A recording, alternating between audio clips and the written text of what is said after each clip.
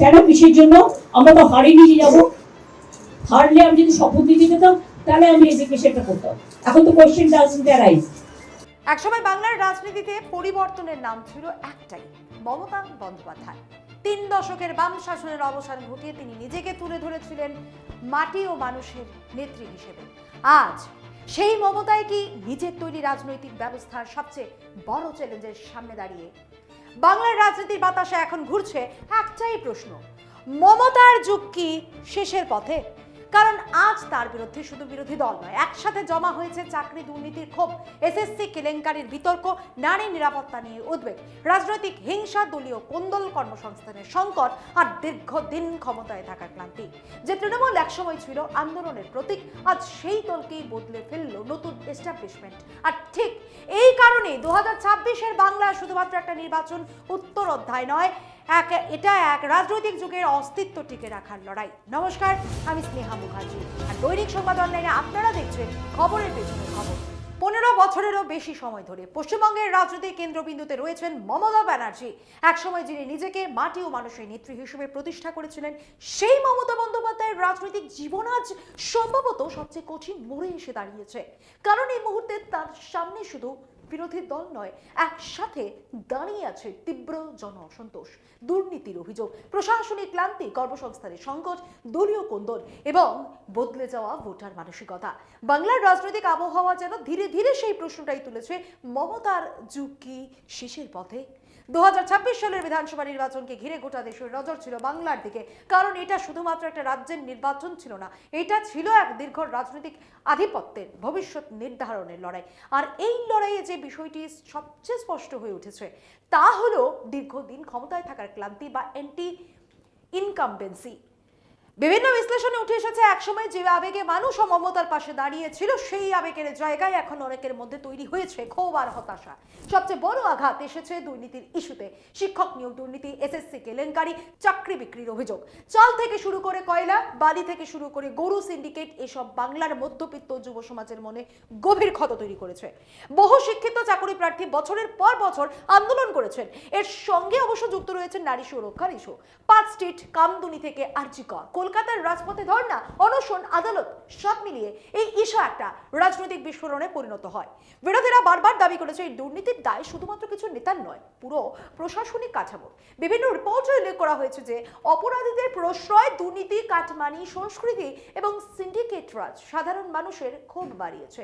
এই প্রসঙ্গে আসবো, তার আগে মানুষের মনে তৃণমূল কংগ্রেস দলটির অস্তিত্ব সংকট নিয়ে যে প্রশ্ন তৈরি হয়েছে সেই প্রসঙ্গে আসি। প্রশ্ন একটাই, মমতার যুগ কি শেষের পথে? পশ্চিমবঙ্গের রাজনীতিতে দীর্ঘদিন ধরে 3টি বড় রাজনৈতিক ধারার লড়াই দেখা গেছে। কমিউনিস্ট পার্টি অফ ইন্ডিয়া বা সিপিআইএম এর সংগঠিত বামপন্থা, ইন্ডিয়ান ন্যাশনাল কংগ্রেসের ঐতিহ্যগত জাতীয়তাবাদী রাজনীতি এবং অল ইন্ডিয়া তৃণমূল কংগ্রেসের আবেগ নির্ভর আঞ্চলিক জন আন্দোলনের রাজনীতি। এই 3টি দল একই বাংলার মাটিতে রাজনীতি করলেও তাদের চরিত্র, সংগঠন ক্ষমতা, পরিচালনার ধরন এবং ভোটারদের সঙ্গে সম্পর্ক সম্পূর্ণ আলাদা। জাতীয় কংগ্রেস বা সিপিআইএম বা বামপন্থী দলের সরকার পশ্চিমবঙ্গ থেকে বিদায় নিলেও জাতীয় দল হওয়ার নিরিখে একেবারেই তাদের সাথে তৃণমূল কংগ্রেস দলের তুলনায় চলে না। কিন্তু এটি সর্বভারতীয় দল হিসেবে উঠে আসার সব রকম সম্ভব নয় ছিল তৃণমূল কংগ্রেসের মধ্যে। কিন্তু সাম্প্রতিক ভরাডুবিতে যত বিতর্কই থাকুক, নতুন এস্টাবলিশমেন্ট হিসেবে এই সরকারের বিদায় নেওয়ার পর তাদের অস্তিত্বই কার্যত বিপন্ন হতে বসেছে। 80টি বিধায়ক নিয়ে বিরোধী দল হিসেবে আগামী 5 বছর লড়াই চালিয়ে যাওয়া মমতা বন্দ্যোপাধ্যায়ের পক্ষে খুব কঠিন হতে পারে, যেখানে তিনি নিজেই প্রার্থী হিসেবে হেরে গিয়েছেন। আর এক্ষেত্রে সংগঠন ধরে রাখার ক্ষেত্রে খানিকটা তুলনা টানা যেতেই পারে পশ্চিমবঙ্গে 1977 সালে জাতীয় কংগ্রেসের হার এবং 2011-তে এই তৃণমূল কংগ্রেসের কাছেই হেরে যাওয়া সিপিআইএম দলের সঙ্গে। সিপিআইএম মূলত ক্যাডার ভিত্তিক দল, তাদের শক্তি ছিল সংগঠন, মতাদর্শ এবং দীর্ঘমেয়াদী রাজনৈতিক কাঠামো। গ্রাম থেকে কলেজ, শ্রমিক সংগঠন থেকে শিক্ষক সংগঠন, সব জায়গায় একটি ডিসিপ্লিন পলিটিক্যাল মেশিনারি তৈরি করেছিল বামফ্রন্ট। ব্যক্তি নির্ভরতার বদলে তারা দলীয় কাঠামো ও কালেকটিভ লিডারশিপে বিশ্বাস করত। জ্যোতি বসু বা বুদ্ধদেব ভট্টাচার্য জনপ্রিয় মুখ হলেও সিপিআইএম কখনো পুরোপুরি এক ব্যক্তির দল হয়ে ওঠেনি। কিন্তু সমস্যা হয়েছিল এখানেই, দীর্ঘ 34 বছরের শাসনের পরে সেই সংগঠনই মানুষের কাছে কঠোর, দূরবর্তী এবং আমলাতান্ত্রিক বলে মনে হতে শুরু করে। সিঙ্গুর, নন্দীগ্রামের মতো আন্দোলন বামেদের গরিবের দল ইমেজে বড় আঘাত করে। আর সেই ক্ষোভের জায়গা থেকেই উঠে আসে মমতা বন্দ্যোপাধ্যায়ের তৃণমূল কংগ্রেস। কংগ্রেসের চরিত্র আবার অন্যরকম। জাতীয় দল হিসেবে কংগ্রেস বাংলায় কখনো সম্পূর্ণ আঞ্চলিক আবেগকে ধরতে পারেনি। স্বাধীনতার পরে একসময় শক্তিশালী হলেও ধীরে ধীরে সংগঠন দুর্বল হয়। বাংলায় কংগ্রেসের সবচেয়ে বড় সমস্যা ছিল নেতৃত্বের অভাব এবং স্থানীয় লড়াইয়ের জায়গায় কেন্দ্রীয় রাজনীতির উপর অতিরিক্ত নির্ভরতা। মমতা বন্দ্যোপাধ্যায় নিজেই কংগ্রেস থেকে বেরিয়ে এসে তৃণমূল তৈরি করেছিলেন, কারণ তার দাবি ছিল কংগ্রেস বাংলার মানুষের বাস্তব লড়াই বুঝতে পারছে না। যদিও সেই কংগ্রেস বাংলায় সাইনবোর্ড হয়ে গেছে বলে রাজনৈতিক বিশ্লেষকরা মাঝে মাঝেই বলে থাকেন, কিন্তু তবুও মতাদর্শগতভাবে বিধানচন্দ্র রায় পরবর্তী নেতৃত্ব যেমন প্রণব মুখার্জির পর অধীর চৌধুরী, মৌসুম ব্যানার্জির নূর জাতীয় কংগ্রেসের সেই ধারা বাংলায় এগিয়ে নিয়ে চলেছেন। আর এখানেই তৃণমূল কংগ্রেসের সবচেয়ে বড় পার্থক্য। তৃণমূল আদতে একটি মুভমেন্ট বেসড পার্টি। এটি কোনো মতাদর্শ ভিত্তিক দল নয়, বরং ব্যক্তিকেন্দ্রিক জন আবেগের উপর দাঁড়িয়ে থাকা রাজনৈতিক শক্তি। মমতা বন্দ্যোপাধ্যায় নিজেকে দিদি হিসেবে তুলে ধরেছিলেন একজন সাধারণ লড়াকু রাস্তায় নামা নেত্রী হিসেবে। সিপিএম যেখানে সংগঠনের ভাষায় বলতো, সেখানে তৃণমূল মানুষের আবেগ, ক্ষোভ এবং পরিচয়ের ভাষা ব্যবহার করত। কংগ্রেস যেখানে জাতীয় ন্যারেটিভ তৈরি করত, তৃণমূল সেখানে বাংলার মাটি, বাঙালির আত্মসম্মান, দিল্লির বিরুদ্ধে বাংলা, এই আঞ্চলিক আবেগকে রাজনৈতিক শক্তিতে বদলে দেয়। কিন্তু ইতিহাসের বড় সত্য হলো, যে শক্তি আবেগ দিয়ে উঠে আসে তাকে টিকে থাকতে হলে সময়ের সঙ্গে নিজেকেও বদলাতে হয়। আর এখানেই আজ তৃণমূল কংগ্রেসের সবচেয়ে বড় সংকট দেখা যাচ্ছে। বিভিন্ন রাজনৈতিক বিশ্লেষণে উঠে এসেছে, যে দল একসময় পরিবর্তনের প্রতীক ছিল, সেই দলকে নতুন বহু মানুষ নতুন এস্টাবলিশমেন্ট হিসেবে দেখতে শুরু করেছে।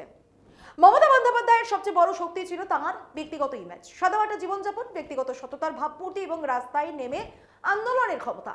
কিন্তু গত কয়েক বছরে সেই দিদি বনাম দুর্নীতিগ্রস্ত নেতা বিভাজন ভেঙে যেতে শুরু করেছে।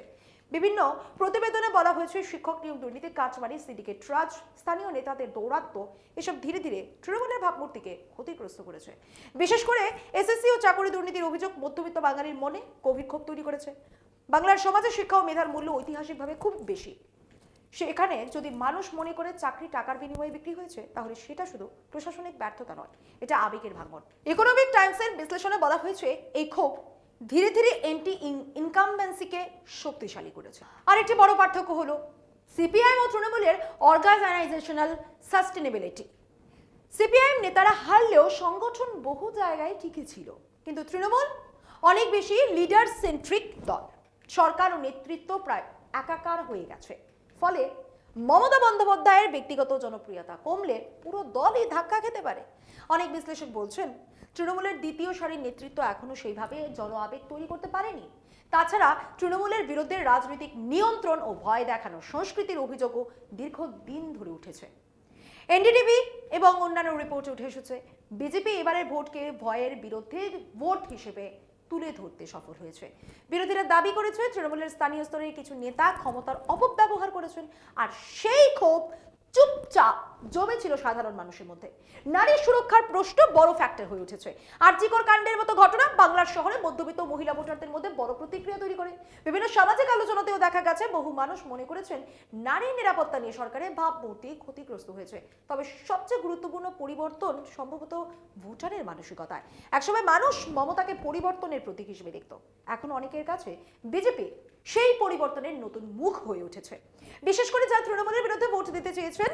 ইকোনমিক টাইমসের বিশ্লেষণে বলা হয়েছে, বিজেপি সফলভাবে এনটি টিএমসি ভোটকে কনসলিডেট করেছে। তবে এটাও সত্যি যে মমতা বন্দ্যোপাধ্যায় এখনো বাংলার সবচেয়ে জনপ্রিয় নেত্রীদের একজন। তার ওয়েলফেয়ার পলিটিক্স, লক্ষ্মীর ভান্ডার, স্বাস্থ্যসাথী, কন্যাশ্রীর মতো প্রকল্প এখনো বহু মানুষের জীবনে প্রভাব ফেলে। এমনকি অনেক রাজনৈতিক বিশ্লেষক এখনো মনে করেন, শুধুমাত্র এন্টি ইনকামবেন্সি দিয়ে তাঁকে পুরোপুরি সরানো সহজ নয়। কিন্তু ইতিহাস দেখিয়েছে, বাংলার রাজনীতি কখনো স্থির থাকে না। কংগ্রেসের পতন হয়েছে, সিপিআইএম এর দুর্গও ভেঙেছে, আর এখন সেই একই প্রশ্ন তৃণমূল কংগ্রেসকে ঘিরে ঘুরছে। দীর্ঘদিনের ক্ষমতা কি তাদের জনসংযোগ দুর্বল করে দিয়েছে? দিদিকে এখনো আগের মতো মানুষের আবেগের কেন্দ্র, নাকি তিনি ধীরে ধীরে নিজের তৈরি রাজনৈতিক ব্যবস্থার মধ্যে আটকে পড়েছেন? বাংলার আগামী রাজনীতি হয়তো সেই প্রশ্নের উত্তরই খুঁজছে। তার সঙ্গে যুক্ত হয়েছে কর্মসংস্থানের সংকট। বাংলার বহু তরুণ আজও কাজের খোঁজে ভিন রাজ্যে চলে যাচ্ছে। শিল্পায়ন নিয়ে বহু প্রতিশ্রুতি থাকলেও বাস্তবে বড় শিল্পের সংখ্যা খুব বেশি বাড়েনি, এমন অভিযোগ দীর্ঘদিনের। অর্থনৈতিক বিশ্লেষণগুলিতে বলা হচ্ছে, বাংলা প্রাইড বা বাঙালি আবেগের রাজনীতি এবার চাকরি ও অর্থনৈতিক নিরাপত্তার প্রশ্নের সামনে দুর্বল হয়ে পড়েছে। ভোটাররা পরিচয়ের রাজনীতির চেয়ে বাস্তব জীবনের সমস্যা বেশি গুরুত্ব দিয়েছেন। আরেকটি বড় পরিবর্তন এসেছে নারী ভোট ও নিরাপত্তার প্রশ্নে। একসময় মহিলা ভোট ছিল তৃণমূলের সবচেয়ে শক্তিশালী স্তম্ভগুলোর একটি, কিন্তু সাম্প্রতিক একাধিক ঘটনা, বিশেষ করে নারী নিরাপত্তা, অপরাধ এবং প্রশাসনিক ব্যর্থতার অভিযোগ এই ভোট ব্যাংকে প্রভাব ফেলেছে বলে রাজনৈতিক পর্যবেক্ষকদের মত। বিভিন্ন প্রতিবেদনে উল্লেখ করা হয়েছে, নারী সুরক্ষা ও দুর্নীতির প্রশ্ন ভোটের ফলাফলে গুরুত্বপূর্ণ ভূমিকা নিয়েছে। সংখ্যালঘু ভোট নিয়েও এবার বড় পরিবর্তনের আলোচনা শুরু হয়েছে। দীর্ঘদিন ধরে যে ভোট ব্যাংক প্রায় এককভাবে তৃণমূলের সঙ্গে ছিল, সেখানে ধীরে ধীরে বিভাজন দেখা গেছে। বিভিন্ন জেলায় আইএসএফ, কংগ্রেস বা স্থানীয় নেতাদের প্রভাব বৃদ্ধির ফলে সংখ্যালঘু ভোট একচোট থাকেনি, এমন বিশ্লেষণ উঠে এসেছে। আর তার সুযোগ নিয়ে বিজেপি বহু আসনে এগিয়ে যায়। এর পাশাপাশি বাংলার রাজনীতিতে ক্রমশ বাড়তে থাকা হিংসা ও সংঘর্ষের পরিবেশও মানুষের মনে বিরূপ প্রতিক্রিয়া তৈরি করেছে। নির্বাচন পরবর্তী অশান্তি, খুন, পুনর্নির্বাচনের মতো ঘটনাগুলো জাতীয় স্তরেও বড় প্রশ্ন তুলেছে। এমনকি কিছু প্রতিবেদনে পশ্চিমবঙ্গকে রাজনৈতিক সহিংসতার ল্যাবরেটরি বলেও ব্যাখ্যা করা হয়েছে। তবে শুধুই বিরোধীদের শক্তি বৃদ্ধির জন্য মমতা বন্দ্যোপাধ্যায়ের এই পরিস্থিতি তৈরি হয়নি। তৃণমূলের ভেতরেও দীর্ঘদিন ধরে এক অদৃশ্য অস্থিরতা কাজ করেছে বলেও রাজনৈতিক মহলের ধারণা। পুরনো বনাম নতুন নেতৃত্ব, আঞ্চলিক গোষ্ঠীদ্বন্দ্ব এবং উত্তরসূরি রাজনীতি, এইসব প্রশ্ন ধীরে ধীরে সামনে আসছে। বিশেষ করে অভিষেক ব্যানার্জিকে ঘিরে দলের ভেতরে ও বাইরে বহু জল্পনা রয়েছে। ভবিষ্যতে দল কোন পথে যাবে সেটা নিয়েও অনিশ্চয়তা তৈরি হয়েছে। সব মিলিয়ে বাংলার রাজনীতি এখন এক ঐতিহাসিক পরিবর্তনের মুখে দাঁড়িয়ে। একসময় বামফ্রন্টের দীর্ঘ শাসনের অবসান ঘটিয়ে মমতা বন্দ্যোপাধ্যায় পরিবর্তনের প্রতীক হয়েছিলেন, কিন্তু ইতিহাসের পরিহাস হলো আজ সেই পরিবর্তনের দাবি আবার তার বিরুদ্ধেই ব্যবহার হচ্ছে। অনেক বিশ্লেষক বলছেন, মানুষ শুধু সরকার বদলাতে চায় না, তারা রাজনৈতিক সংস্কৃতিরও পরিবর্তন চায়। পশ্চিমবঙ্গের রাজনীতিতে তৃণমূল কংগ্রেসের সামনে যে সংকট তৈরি হয়েছে, তার কয়েকটি গুরুত্বপূর্ণ কারণ হলো দীর্ঘদিনের ক্ষমতার ফলে তৈরি হওয়া রাজনৈতিক ক্লান্তি। একসময় যে দল সাধারণ মানুষের ক্ষোভ, বঞ্চনা এবং পরিবর্তনের স্বপ্নকে প্রতিনিধিত্ব করত, সময়ের সঙ্গে সঙ্গে সেই দলই ধীরে ধীরে প্রশাসনিক ক্ষমতার প্রতীক হয়ে উঠেছে। বাংলার রাজনৈতিক ইতিহাসে এই ঘটনা নতুন নয়। কংগ্রেসের ক্ষেত্রেও হয়েছিল, সিপিআইএম এর ক্ষেত্রেও হয়েছিল। দীর্ঘদিন ক্ষমতায় থাকলে সরকারের বিরুদ্ধে ছোট ছোট ক্ষোভও ধীরে ধীরে চলতে থাকে, আর এক সময় তা বড় রাজনৈতিক অসন্তোষে পরিণত হয়। বিভিন্ন রাজনৈতিক বিশ্লেষণে বলা হচ্ছে, তৃণমূল কংগ্রেস এখন সেই একই চক্রের মুখোমুখি দাঁড়িয়ে। এর পাশাপাশি ওয়েলফেয়ার ফ্যাটিগিউ বা জনকল্যাণমূলক প্রকল্পের সীমাবদ্ধতার প্রশ্ন সামনে এসেছে। লক্ষ্মীর ভান্ডার, কন্যাশ্রী, স্বাস্থ্য সাথীর মতো প্রকল্প বহু মানুষের জীবনে বাস্তব প্রভাব ফেলল। এখন বিশেষ করে শহুরে মধ্যবিত্ত তরুণ ভোটারদের একাংশ শুধু আর্থিক সহায়তার চেয়ে কর্মসংস্থান ও দীর্ঘমেয়াদী অর্থনৈতিক স্থিতিশীলতাকে বেশি গুরুত্ব দিচ্ছে। বহু তরুণের মনে প্রশ্ন তৈরি হয়েছে, সরকারি অনুদান থাকলেও ভবিষ্যতের চাকরি কোথায়?